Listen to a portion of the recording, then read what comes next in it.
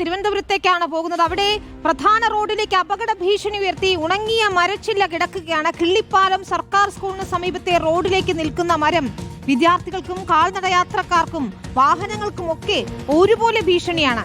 ആറ്റുകാൽ പൊങ്കാലകൂടി അടുത്തതോടെ നഗരം തിരക്കിൽ തുടരുമ്പോൾ മരത്തിന്റെ ചില്ലകൾ വെട്ടിയൊതുക്കാത്തതിൽ പ്രതിഷേധവും ഉയരുന്നുണ്ട്. ഗോകുൽനാഥാണ് ചേരുന്നത് വിവരങ്ങളുമായി. ഗോകുൽ, നമുക്ക് ആ ദൃശ്യങ്ങൾ കൂടി കാണിക്കേണ്ടതുണ്ട്. പ്രധാന റോഡിലേക്ക് തന്നെയാണ് അപകട ഭീഷണിയായി ഈ മരച്ചില്ല കടക്കുന്നത്, അല്ലേ?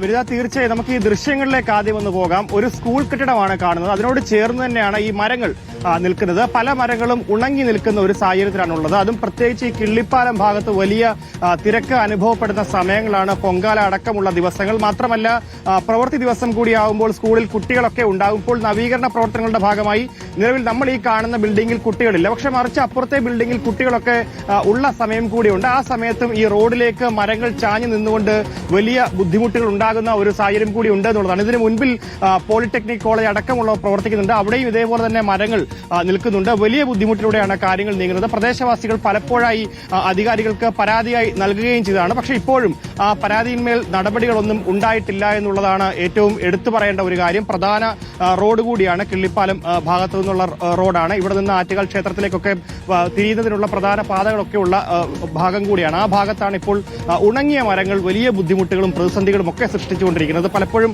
നമ്മൾ വാർത്തയിലും ഒക്കെ ചെയ്തിട്ടുള്ളതാണ്. പല ഉണങ്ങിയ മരങ്ങൾ ഈ റോഡിലേക്ക് വീണുണ്ടാകുന്ന അപകടങ്ങളൊക്കെ. ആ അപകടത്തിന് സമാനമായിട്ടുള്ള ഒരു സാഹചര്യമൊക്കെ ഇനിയിപ്പോൾ വേണമെങ്കിലും ഉണ്ടാകാനുള്ള ഒരു സാധ്യതയും ഒക്കെ ഉണ്ട് എന്നുള്ളതാണ്. എന്തായാലും പ്രദേശവാസികൾ പലപ്പോഴായി പരാതി നൽകിയതാണ്. പ്രദേശവാസികൾ കൂടെ നമ്മോടൊപ്പം ചേരുന്നുണ്ട്. ചേട്ടാ, എത്ര കാലമായി ഈ ബുദ്ധിമുട്ട് തുടങ്ങിയിട്ട്? 1.5 കൊല്ലത്തിൽ മുകളിലായി. ഞങ്ങൾ റിപ്പോർട്ട് കൊടുത്തിട്ട് 6 മാസമായി. 6 മാസം കൂടുതലായി.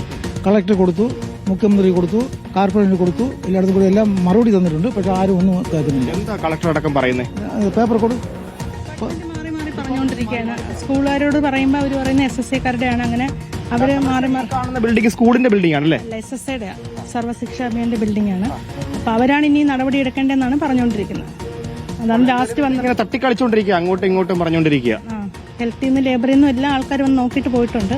പക്ഷെ ഇതുവരെയ്ക്കും വേണ്ട നടപടി എടുത്തിട്ടില്ല. ദുരിതമാണ്. കാരണം എപ്പോ വേണേലും വീടിനും കോർപ്പറേഷൻ ഓഫീസിൽ നിന്ന് ആൾ വന്നിരുന്നു, സാറ് വന്നിരുന്നു, പറഞ്ഞു. അപ്പോൾ ഈ റിപ്പോർട്ടൊക്കെ കൊടുക്കാൻ പറഞ്ഞു, കൊടുത്തു. ഇതിപ്പോൾ എപ്പോഴാണ് ഒടിഞ്ഞു വീഴുന്നത് അറിയാനൊക്കില്ല. വീടെല്ലാം പോകും. പിന്നെ ഒരു കൊച്ചിനെ കൊണ്ട് ഇറങ്ങിയ പോകണം, ഒരു കൊമ്പ് ഒടിഞ്ഞു വീഴുന്നു. അപ്പോൾ ആരും ഒരു കാര്യം ചെയ്യുന്നില്ല. എന്ത് ചെയ്യണം? നമ്മൾ കൊടുക്കാണ്ടതെല്ലാം കൊടുത്തു, എല്ലാം ചെയ്തു. ആരും ഒരു മറുപടി തരുന്നു, പക്ഷെ ആരും ഒന്ന് നോക്കുക ചെയ്യാൻ ചെയ്തില്ല. ഇതിലും വലിയ ബുദ്ധിമുട്ടുണ്ട്. കാരണം ഈ മരങ്ങൾ ഏത് സമയത്ത് വേണമെങ്കിലും നിലംപൊത്താനുള്ള ഒരു സാധ്യതയുണ്ട്. മാത്രമല്ല പ്രധാന റോഡായതുകൊണ്ട് തന്നെ വാഹനം അത്രത്തോളം തന്നെ പോകുന്ന ഒരു പാതയാണ്. പ്രത്യേകിച്ച് തിരുവനന്തപുരത്ത് ഇനി വരുന്ന ദിവസങ്ങളിലൊക്കെ കനത്ത തിരക്ക് അനുഭവപ്പെടുന്ന സമയങ്ങൾ കൂടിയാണ്. ആറ്റുകാൽ സമയം കൂടിയാണ്. അതുകൊണ്ട് വലിയ തിരക്കായിരിക്കും അനുഭവപ്പെടുക. അപ്പോൾ ഇത്തരത്തിലുള്ള ഒരു ഭീഷണിയായി നിൽക്കുന്ന ആ ഉണങ്ങിയ കൊമ്പുകൾ അത് എത്രയും പെട്ടെന്ന് അധികാരികൾ മുറിച്ചു മാറ്റേണ്ടതുണ്ട്. അതിന്റെ ദൃശ്യങ്ങൾ ഉൾപ്പെടെയാണ് ഗോകുൽനാഥ് ഈ വാർത്ത പങ്കുവച്ചതും. ഉടൻ ഇടപെടൽ ഉണ്ടാകുമെന്നും നമ്മൾ പ്രതീക്ഷിക്കുകയാണ്.